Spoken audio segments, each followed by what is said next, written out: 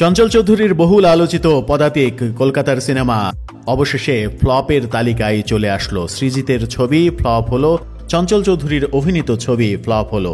এবছরই ভারতের স্বাধীনতা দিবসে মুক্তি পায় সৃজিতের পদাতিক। এই সিনেমাটি শুরু থেকেই ছিল আলোচনায়। খোদ অমিতাভ বচ্চনও শেয়ার করেছিলেন সিনেমাটির ফার্স্ট লুক। ছবিতে প্রধান চরিত্রে অভিনয় করেছেন বাংলাদেশের জনপ্রিয় অভিনেতা চঞ্চল চৌধুরী। কিন্তু ভারতের খ্যাতিমান রাজনৈতিক ব্যক্তিত্ব ও চলচ্চিত্রকার মৃণাল সেনের এই বায়োপিক দর্শকদের থেকে তুমুল প্রশংসিত হলেও বক্স অফিসে সেই অর্থে চলেনি। এরপরও ছবিটি নিয়ে গর্বিত সৃজিত সেটার ব্যাখ্যাও দিয়েছেন তিনি।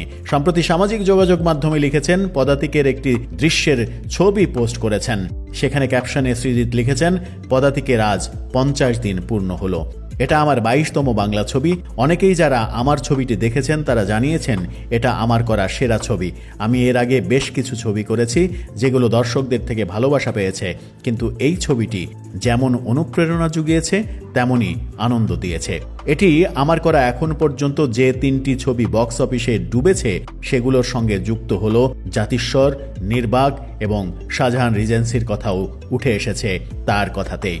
কিন্তু ওই 3টার ব্যর্থতার মতো কষ্ট হয়নি। পদাতিকের ব্যর্থতা আমায় প্রচণ্ড গর্বিত করেছে, এমনটাও লিখেছেন সৃজিত। এরপর ব্যাখ্যা দিয়েছেন, মৃণাল সেনের এল ডোরেডো 2024 সালে তাকে ঠিক সেভাবেই উদযাপন করেছে যেভাবে তাকে পাওয়া যেত, রাস্তায় প্রতিবাদে। পদাতিক যখন মুক্তি পায় তার ঠিক 1 সপ্তাহ আগেই কলকাতায় আরজিকর কাণ্ড ঘটে যায়। এতে উত্তাল হয়ে ওঠে কলকাতার শহর। রাস্তায় নেমে পড়ে সাধারণ মানুষ।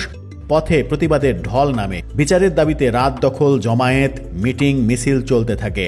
আর তার প্রভাবই পদাতিকের উপরে পড়েছে বলে মনে করেন পরিচালক সৃজিত।